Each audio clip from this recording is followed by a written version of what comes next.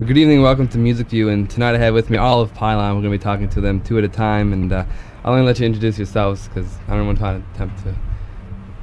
I'm last Randy. names. I'm Vanessa. Say Well, something, Michael. We'll get to them later. Them later, just us. They're sleeping right now. Yeah. Okay, can I ask you first off about the fact that you have the unenviable task of having to be from the same hometown as the B-52s, and probably a whole bunch of unnecessary comparisons to them. And does that bother you, or does it get to you at all, or? No, it's fine with us. It's just fine with us. Do you know them at all? Yeah. If you okay, we'll just drop that then. No, we. Did you used to associate with them, or while you were back in Athens playing around? Just like at parties and things. Didn't really know them that well. I didn't. Fred used to be a waiter at the El Dorado, and I knew Phyllis and Fred. Okay, but you've gone your definite separate ways in the B-52s, or are they definite separate ways, as far as you know? Well, they live up here now. And you still live down in Athens? Yeah, we still Yeah, we based still in live. Georgia. Yeah. How did Pylon come about?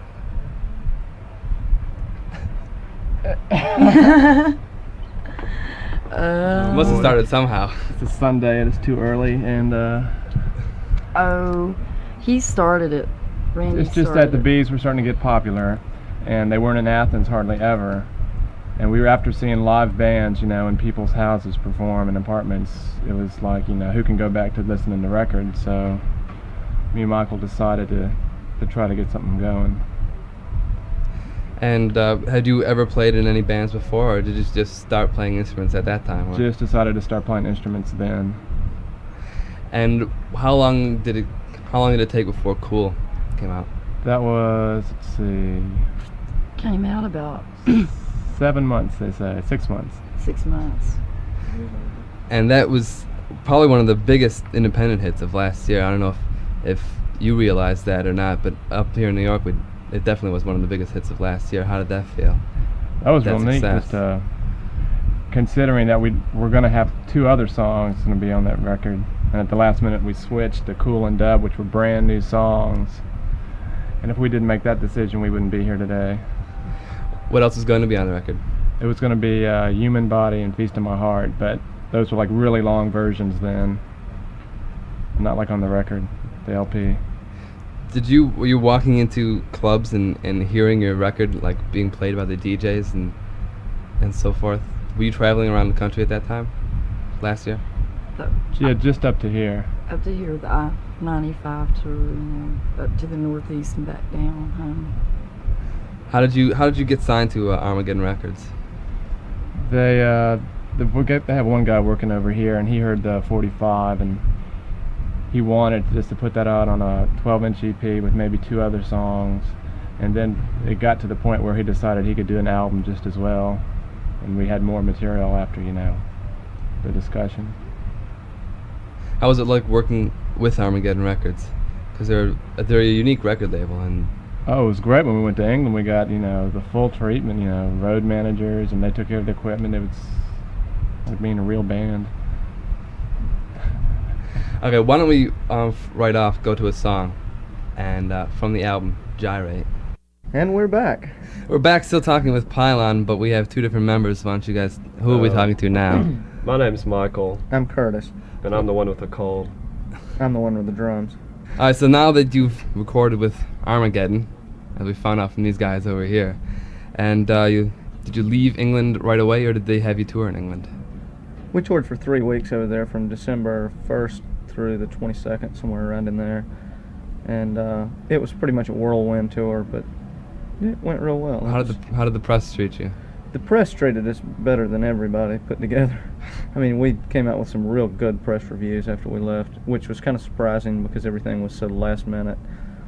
And the album didn't come out when it was supposed to, as originally planned, and so it had come out like a week before we got over there, and we were virtually unheard of when we showed up. But all in all, it came out real well. Had they had the single over there? Yeah, it was sort of available in England and got a really bad review from NME, and so there wasn't any awareness of it whatsoever when we got over there. So the single just sort of had no effect on our, publicity or press. How about the radio? Was John Peel playing the record? I think he was playing. Somewhat. I think it was kind of spotty then. They got him to play either the single or something from the album. He played Stop It, but he called it That Rock and Roll. He played Stop It, Vanessa says. Can't hear And that. they heard it on the radio in Paris. Did you go to Paris? No, we've never been anywhere else in Europe except for England. So then when you came back here, what happened? This is kind of like a history of Pylon up to date. We're just God, it's so boring, isn't it? not really. Well, we all came home and had Christmas dinners. Yeah, we got back just before Christmas. Did you get any neat presents? Yeah. Why the name Pylon? I'll leave that one to That's Michael. fine. Well, Obvious question. we had decided on one name, and then just at the last minute, just before Vanessa joined the band, we decided to change it to Pylon, and that was just based on those cones on the highways. What was it going to be? Um, Be a good trivia question. the first name was going to be Diagonal, and that was just because we were so caught up in this visual art business that our first name wasn't even a thing. It was just sort of a characteristic.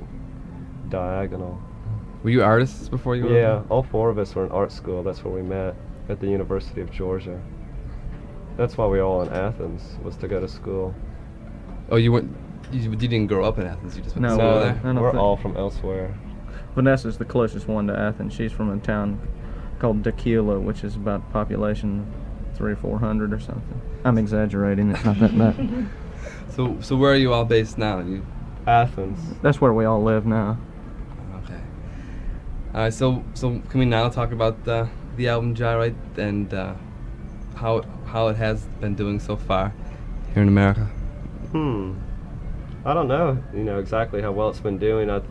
It's gotten good reviews here as well as in England, and it's available in a spotty kind of way. It's sometimes hard to find because it is on an independent label, and only some of the sort of end shops would know to carry it and order it, even though it's available on Gem and other major distributors. So, that's like a problem that is still we're still trying to find ways to figure it out. I'm sure every independent record company, has problems with that.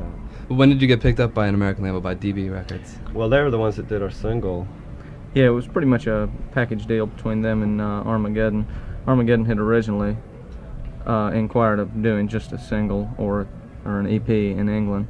Then they decided to do an album, and then DB decided that they could do the American album and just work out a real palsy kind of arrangement. So it's it's a real comfortable arrangement between all of the parties.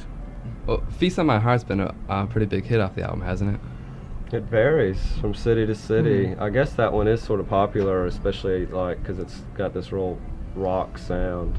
But other cities, it's other songs, I think. And there isn't any kind of obvious favorite, I don't believe, from the album. There's maybe 5, which is about half the songs. Has there been a single release from it? No. No. Is there one in the works?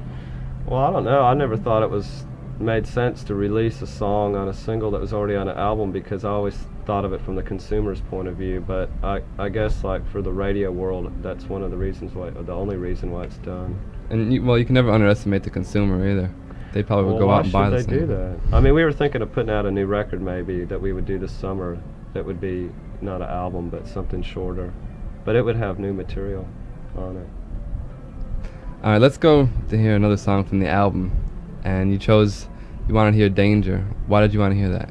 I just like that song. It's got a good beat to it. Who writes the material? Who wrote It's a this group song? effort. All four of us. It's an amazingly coherent group effort. There's no one person that dominates in any situation. We just kind of 1, 2, 3 go, and everybody's right into it. This one in particular, Danger, was written just almost spontaneously in the same format that it's in now, with just a few changes as far as length and breaks and things. That all comes later, but pretty much the basic songs just happen. Okay, so let's hear that now then. This is Danger from Pylon. Okay, that was Danger from the album Gyrate from Pylon, and we're back talking with Vanessa and Randy. And you, right now, I don't know if by the time this is aired you probably will have left New York, But right now you're playing around clubs in New York, playing with Romeo Void or by yourself. And how do you like the New York club circuit? How are you getting along with it? It depends. Well, let's say when I ask specifics, then how was the Peppermint Lounge last night? Yikes. It was okay. There was some kind of mix-up about what bands were playing, and it just got to be pretty ridiculous. 3 bands, and Who else was there? it was OK from Athens, Georgia. So that's supposed to be the original booking, was us and them. Mm-hmm. And then, all of a sudden, Romeo Void shows up. And they weren't supposed to. You've been playing around other clubs with them, though. Just one other underground. Well, wasn't a problem then, was just having 3 bands there that night. That was a little bit of an inconvenience. So what time did you finally get on? 3 o'clock. That's pretty late. It's pretty late. And I heard that some people left when OK hit the stage because they didn't think Pylon was going to be there. Oh, really? So, because nothing was said. They weren't on the marquee. It was just a treat, a surprise. But how have the other than the clubs, how have the crowds been? Oh, last night was great. The crowd was wonderful.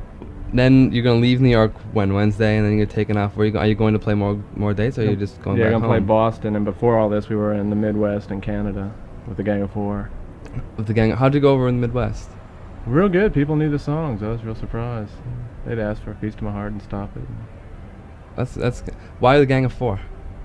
Because ever since they came to this country, we've been with them.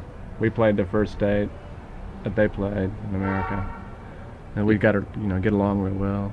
Why don't we hear another song from the album now? This is the one you want to hear, Volume. What do you do when you're not in Pylon?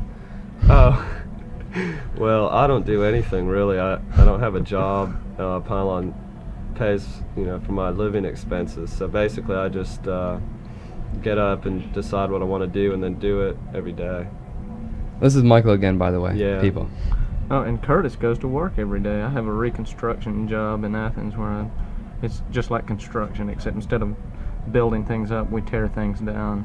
So it's kind of like a demolition. Yeah, man. kind of. I paint and stuff, Good job for a drummer. Yeah, I get good and dirty, and it builds my muscles up. You get to pound during the day as well as at night. Right? Yeah, well, I may have actually screwed up and got this job for real, because the guy said when I get back from this tour, I still got it. And so I went, oh no. What happens if Pylon starts making a lot of money? You're just gonna... I'll have to quit my job, I'm afraid. It's not gonna be a tough decision between the construction and the Not band. Exactly. Well, see, when I play in the band, I only work a couple hours a night. And when you work construction, you got to work 8 hours a day. It's not much fun. Besides, I get paid more in the band than I do in construction. You're not always thinking about different songs or songs going through your head all the time. No, not me. know, I think I about used- other people's songs. I used to have a job where I worked around machines a good bit. As a matter of fact, all of us, well, Michael and Vanessa and I worked at DuPont. And the hum of the machines would get me thinking about songs from time to time, and I could hear songs in the machines. Did anything come, like, there's a beat, there's a definite beat to, Pylon songs. Are those like machine beats, like heartbeats, or what are they? I don't know. Rock beats. The rock beats. I Who don't know. produced your album? We sort of produced it. I mean, we say that we produced the album, meaning that we had final say over the whole mixing, but we didn't know a whole lot about the studio work. So the engineer, Bruce Baxter, and then another friend of ours who's in a band, Kevin Dunn, he came in and helped us. He knew a lot about studios, so he would sort of translate what we wanted into studio language for the engineer to do it. So the sound was 100% yours. Pretty much, Yeah, I think so. I mean, we had all the control that we could possibly need, and whenever we, gave up control, it's just because we didn't understand how to translate into electronic terms. So, Michael, you said other people's music is going through your heads, like whose? Well, for the last 3 days, OK songs have been permanently ingrained in my mind, and I don't know if that's really good because sometimes they drive me crazy. I like to see them perform, but I don't like being caught with one of their tunes in my mind all day. But, I mean, You know, I thought what you meant was, are we just like always on the go to make new songs, new tunes, always thinking, you know, music and craft, and I don't ever think about that at all, except for when we're practicing and on stage, and in those two situations, I sometimes don't think about it even there. So, but I like, you know, I just Don't think about it at all on stage. yeah, sometimes not. Yeah. When you're back in Athens, do they have any kind of radio or anything that can let you people hear the new music? Yeah, there's a campus station there that has a show. It's WNYU, and they just recently had a coup over there where they fired everybody in the whole station and rehired a whole new staff. And but it's not as bad as you would think after something like that. They still have a show, and it's kind of controlled, but mostly the new music filters down through the party crowd, Yeah. which Is there any kind of decent club circuit where you can go and hear new music? There's one club, but that's enough. it's decent, and that's all.